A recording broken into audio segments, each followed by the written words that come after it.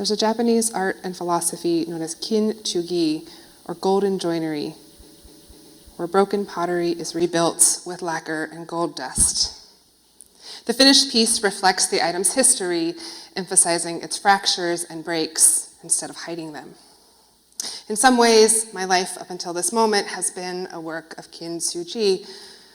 It has taken me 2 decades to realize it, but I can say without any doubt that the most beautiful things about me are my broken pieces. It's this brokenness that I have repaired that allows me to help the young people that I work with.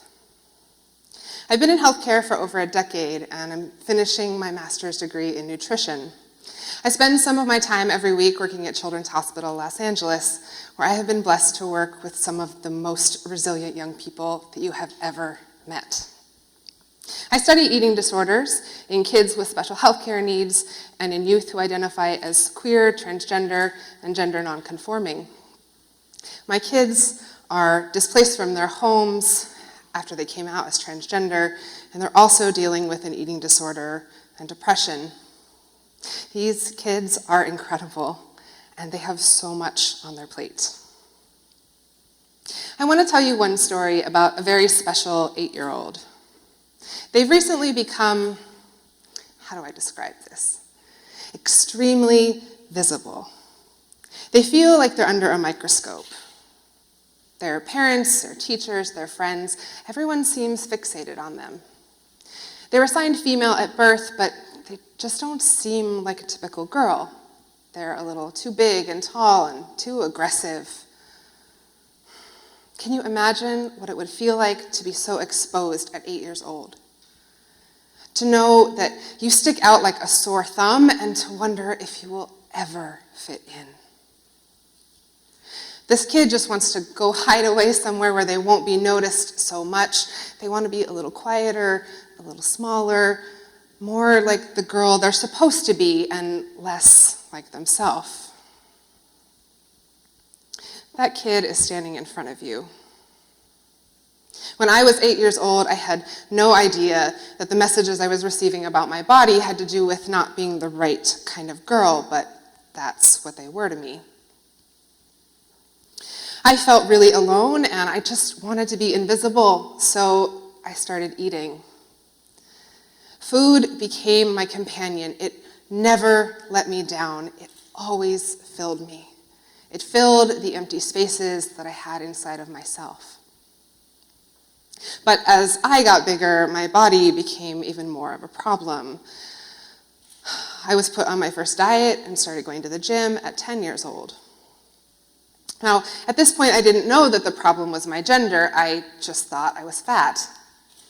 And as my eating was more restricted through dieting, I started to binge eat in secret at night. My hunger got more and more intense until I developed full-blown binge eating disorder, one of the most common and unacknowledged eating disorders. Now, binge eating disorder is a little less glamorous than conditions like anorexia that make some people too thin, because in our culture, we're taught that being fat is a personal flaw. When you think about what it looks like to live with an eating disorder, you probably picture an emaciated teenage girl with anorexia. Bodies that don't fit this image go unnoticed and undiagnosed. Black and brown bodies, masculine bodies, fat bodies. I had an eating disorder for over 20 years, and I had no idea. I did know that I was fat. Fat was the wrong that I carried in the world. We don't pay attention to people in large bodies. We ignore them. We avert our eyes so as not to be rude. We don't touch fat people.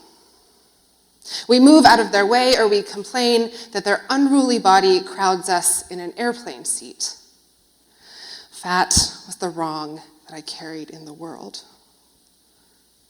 And being fat also made me invisible. All the ways I was too masculine, too big, were hidden away. I put those broken pieces behind layers of protection, and it felt so safe there that I stayed that way for a very long time. Sometime in my 20s, I was ready to start shedding this cloak. I fixated on calories and exercise, and the people in my life assumed I was getting healthier. I don't know that that's true, but I did lose a lot of weight. And once my body was smaller, it became so clear just how invisible I had been because suddenly the whole world could see me. I would be riding on a metro, and it seemed like overnight that the people I'd ridden that train with for years were suddenly looking at me. Men especially would look at me with recognition and with desire, and I became subject to a male gaze that was totally new to me. It's a visibility that thin women encounter the moment they enter puberty, but I had been invisible most of my life, and now I was being seen as a woman. But I am not a woman. I am a transgender, non-binary person. And ironically, the world finally saw me as what at 8 years old I had known was the right kind of girl. I was thin and tall and white and a people pleaser. So I entered a phase of my life that I can only now really describe as drag. I dressed as a hyper-feminine woman, trying to work with the attention that I was receiving and just trying to be that person everyone seemed to see in me. Unfortunately, my eating disorder didn't just go away because I was smaller, and below my eating disorder was a deep inner knowing that my transgender identity was not acceptable. I had used food and my fat body and the numbing that I got from binge eating to suppress who I really was. As a nutrition expert, I know so much more now than I knew back then.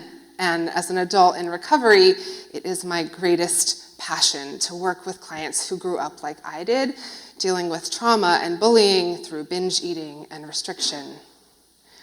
This is the beauty of my broken pieces. It is this work that brings meaning to my life day after day. Now, my story is new to you, but it is not uncommon.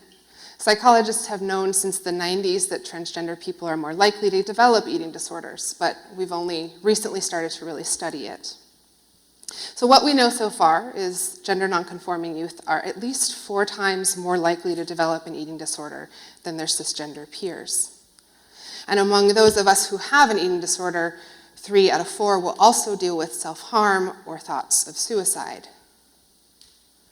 This is an enormous problem for the people in my community, and we have no idea why it's happening.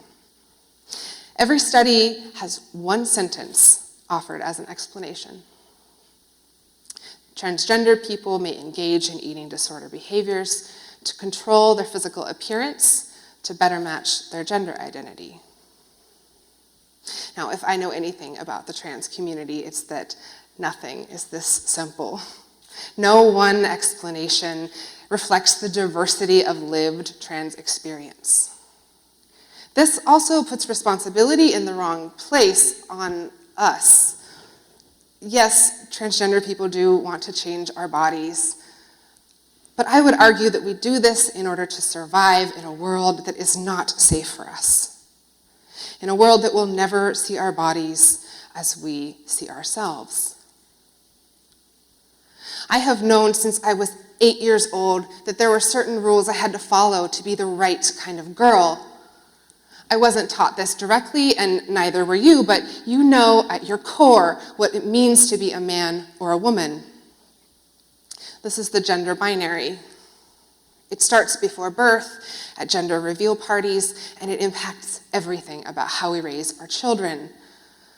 What toys they're given, what clothing they wear, whether or not they're encouraged in science and math.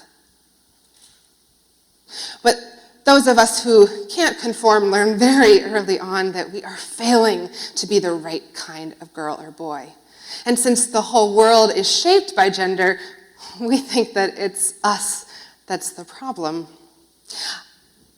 I must be different, or I am different, and therefore I must be wrong. This gender binary is enforced by shame. Every time that a little boy is called a sissy, it is shame that compels him to man up and fight back against his schoolyard bully. Every time a woman's told she looks tired, it is shame that drives her to put on a full face of makeup the next day. Shame also drives the development of eating disorders. So this moment where we realize that we are different, we call this internalized stigma. Gender nonconforming people learn very young that we can never conform, and so we try to do our best. We try to live up to the world's expectations of us. Most of us spend years or decades trying to live in the gender that we were assigned at birth, only to discover that it is unbearable to do this forever. But it's here in this moment that a space is made between the body and the self. The body becomes the target. It is the problem. If only I could change my body so that the whole world didn't see me as wrong anymore. But this space is also very dangerous. It's here that self-harm becomes a possibility. The body becomes a vehicle where the whole world's expectations enact a kind of violence that we direct on ourselves. For some of us, the self-harm is an eating disorder. For others, it's cutting or alcohol or thinking about taking our own life. And self-harm carries its own weight of stigma, so we re-enter the cycle. We're told that we're broken because of the ways we've hurt our own bodies. Shame is at the core of this cycle. It compounds with every step, driving the individual deeper into isolation and feelings of worthlessness. Every act of transphobia also restarts us in this cycle. Whenever someone uses the wrong name or pronoun, it's like a reminder that the world will never see your body the way that you see yourself. Every time that we're denied housing or employment or chased out of a bathroom, we are told that our bodies are wrong. All of these actions have huge implications for the mental health of individuals. There is also a way out of this cycle, and I have walked it. It's a path of reclamation. To reclaim means to rescue from an undesirable state. Broken pottery is reclaimed with lacquer and gold dust. To reclaim is to retake possession of something that was lost. I reclaimed myself when I retook possession of my body and my narrative. I'm reclaiming my story right now, and you are all helping me do it. Brené Brown taught us here on the TED stage that shame cannot survive in the light. We banish shame when we tell our story with vulnerability and authenticity. For transgender people, in order for us to do this, we must find our own community. Because if there are other people out there in the world who are suffering like I am, then I can't be the problem anymore. The problem isn't just my head and my body. The problem is out there in the world, and it's happening to all of us. The problem is that the world is shaped by gender and fat phobia and transphobia, and I am not the problem. None of this was ever my idea from the start. Those of us who discover this secret can exit the cycle of self-harm into an incredible place of strength and resilience. I am one example of what that looks like. I use my strength in service to my community, and I am humbled every day by the immensity of the work that must still be done to help others make their escape. We have too few medical providers who can provide real gender affirmative care, and far more who do harm by trying to protect transgender people from ourselves. We need more allies who deeply respect our journey and our struggle to survive. We need federal protection for employment and housing and military service. We need to take up space, and it shouldn't cost us our job or our life when we do. Fat never was the wrong that I carried in the world. We live in a world that is wrong about the health and worth of fat people. I was raised as a girl in a world that is wrong about who girls should be and how they should act. I am a non-binary person in a world that is wrong about gender and bathrooms and equal rights. I developed an eating disorder to protect myself. And it is my mission to protect transgender kids so that they don't have to get sick to survive in a world that is wrong about us. In the words of Angela Davis, I am no longer accepting the things that I cannot change. Instead, I am changing the things that I can no longer accept. Thank you.